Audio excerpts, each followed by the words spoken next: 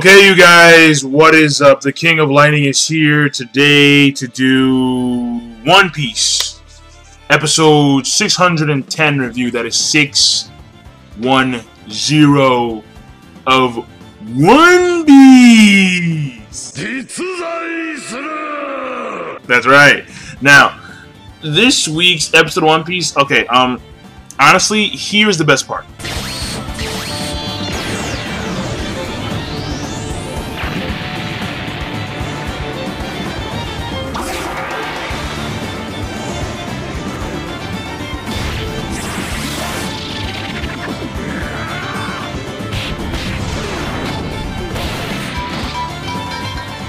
And that's it. Like, that's it. I mean, everything else I thought was very meh at best. Especially when it came to, like, the Caesar Clown speech to his subordinates. I was like,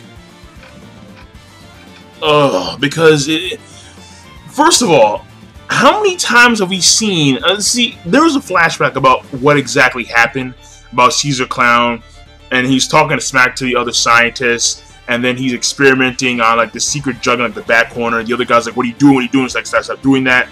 And then he's talking smack about Vegapunk, about how Vegapunk is still trying so hard to turn people into giants, and how he should just capture kids and experiment with every drug that he has.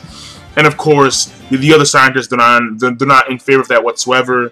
And then we see, well, we don't see, but we hear Vegapunk.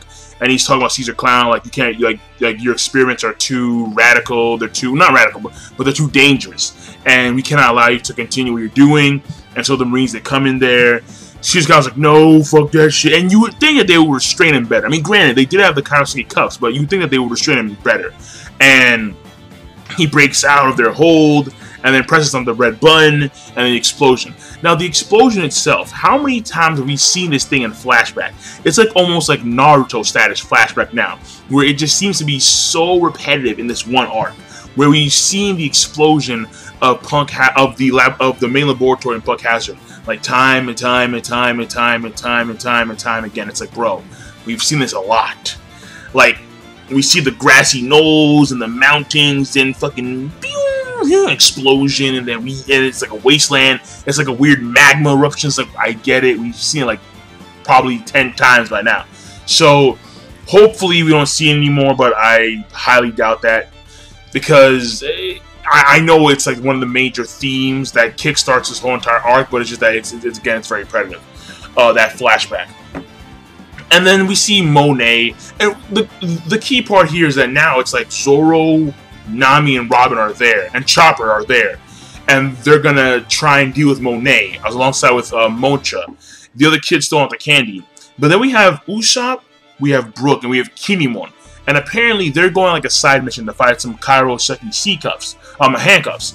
And apparently Luffy told Robin to find some Kaioseki handcuffs. So, I mean, that was her job. I mean, Luffy, apparently, when they were talking before they went on like their separate ways to do like whatever they need to do, he told her to find some Kaioseki cuffs. So, I mean, probably to capture Caesar Clown, because that's what he wanted to do. So, yeah, I mean, because he was the only Delphi user that they knew of pre-hand before all this happened. So that makes sense to me a lot. Now, I like that. I like that a lot. How just showcasing that Luffy, he's still a captain. He's a goofball. He's crazy sometimes, but he can still lead his crew to do particular tasks. Now, granted, Robin, she's gonna take care of the kids, while Usopp and Brook and Kinemon take care of that. But it's just that like, I like that how he's still able to, you know, showcase some leader attributes here and there, because we don't really get that a lot from Luffy sometimes. Now, or at least we should get a lot of it more often, but we just don't. Now, aside from that, Luffy, he's now in the garbage heap area, and he's trying to think of a way to get back up. And he's hungry. I mean, he's always hungry. When isn't Luffy hungry? Seriously.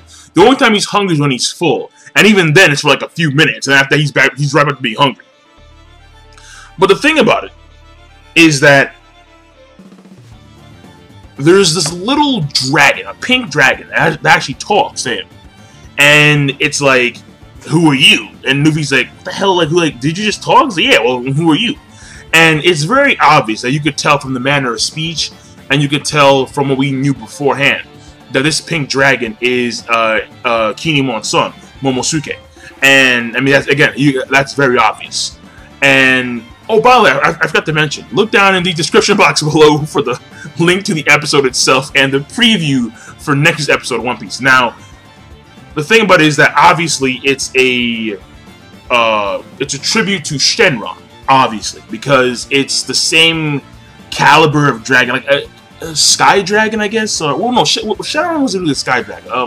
Well, like whatever category of dragon, like, you know, like old ancient Chinese dragon. And I thought that, you know, it was pretty cool for Oda just to put that in there. Like here, you know, like I was clearly inspired by Dragon Ball Z, and I'm gonna put in some Akira Toriyama stuff right in there. I mean, granted, it's completely different because Shenron was green and massive. This one's pink and small, so obviously a huge contrast. And one, of course, can't grant wishes, duh.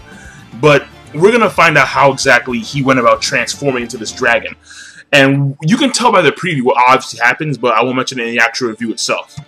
And aside from that, I mean, like, we see Sanji, he's trying to save some of the Marines in the B building, and that's pretty much it, to be honest. Like, aside from, like, because again, like, the Caesar Clown speech was long-winded, it was repetitive, him once again manipulating his soldiers. We've seen it a few times here and there over the course of the entire arc, and it really hasn't piqued my interest, that whole entire thing. Of course, the main thing, the best thing in my opinion, once again being the Vergo Smoker and Law situation right now. Smoker actually pulling out some hardening hockey. Like, yes, smokes. Okay, alright, not bad at all. And again, that was a nice little combat scene we get here with those two. But it was for like a few seconds, and it wasn't even enough. Like, I was really hoping for a lot more combat action scenes here. Like, you know, like a few chucked in filler moments. That would have been very nice to see, like they did in the previous fight episode between, of course, you know, Sanji and Vergo, Luffy and Caesar Clown, when they actually fought for like the second time. So, and Luffy's still gun for Caesar Clown. So the way Caesar Clown is like, it's kind of reminiscent of Crocodile. Because Crocodile, Luffy had to fight him like 3 times over. And Luffy, he's already fought him twice, and he's going from like a 3rd time. So, in this case, 3rd time may be the charm. But, however, obviously, there's a clear difference of power, because, you know, Crocodile, he's like...